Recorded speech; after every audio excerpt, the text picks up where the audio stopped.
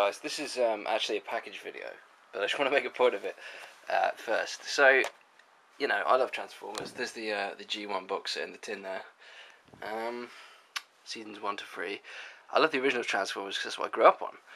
And the subsequent series have never been as popular, and you know, you can't sort of capture lightning in a bottle twice anyway. So that was never really going to happen. But in terms of games, you know, vehicles that transform into robots that fire guns, I mean, that is a game, right there. That writes itself. You don't need to do anything. You just put those basic principles into a game, and it works, and it'll be fun, because there's 100 games already like that. So Transformers was the ultimate license for video games, or so you thought. But as it turned out, pretty much every Transformers game that's ever been made is complete shit.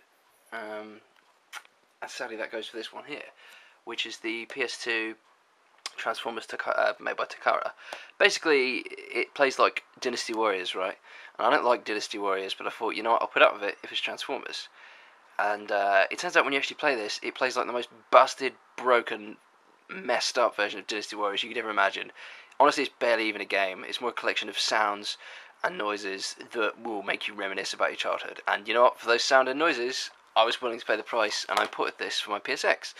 And like I say, for nostalgia, it's great. You know, the highlight of this game is the character select screen, where you watch them transform. The gameplay is absolutely dire. And I think it was a NES game years ago, and Beast Machines on the N64, and the license has just been wasted year in, year out. And you know, it's gone so long now that the G1's kind of forgotten about. When this came out in 2003, you thought it'd be a saving grace, but it didn't even make it overseas. It got kept in Japan, I imagine, because it was so terrible and it sold so poorly. But then in 2004, this game was made by Atari, and this is absolutely brilliant. It's an open-world Transformers game, which I'm going to do a video of, so I won't cover it too much. Graphically, it's amazing. Gameplay, it's a bit clunky, but you know, if you're playing as a robot, then what can you expect? Great set pieces, brilliant boss battles, really over the top. Some of them are absolutely enormous. I mean, in ways it's akin to Halo, the original, in the sense that you get the big open environment, like the first level of Halo, for instance. But with this, there's multiple tasks in the level, and you perform them all, and you get to the end boss, and what have you. You get mini-cons, because you see, this is actually from the Transformers Armada series. Transformers Energon series, I think that's right. So it's not directly on the G1, which is what I wanted. But, you know, the game is really good. It's really, really good. The reviews were decent, sort of 8 out of 10 area. Not everyone loves it as much as I do. I'd say if you're a Transformers fan, please look this one up. It won't cost you anything, absolutely nothing. PAL version has 60 Hz, for those of you that care about that, and it's just a brilliant game if you really love Transformers. A lot of sort of references to the Transformers movie and things like that. It's just brilliant. But the purpose of this little rundown is because today, from shop2.com, which is shop2.net, I keep calling it .com, I've gotten this.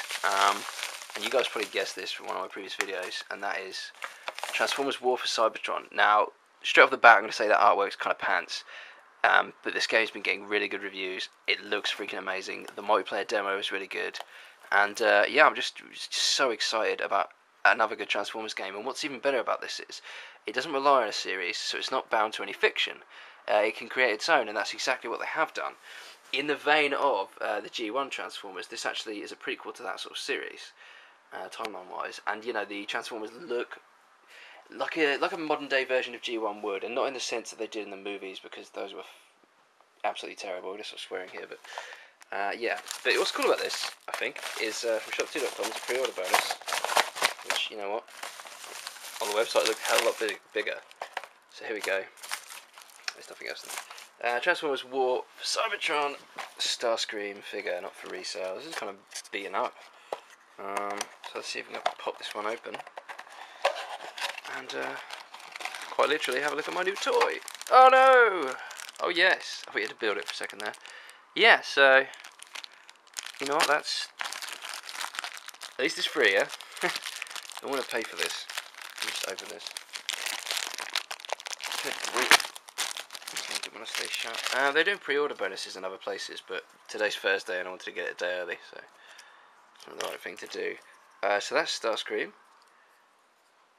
It's quite good. It's actually, you know what, that's really good. It's really detailed. I like that.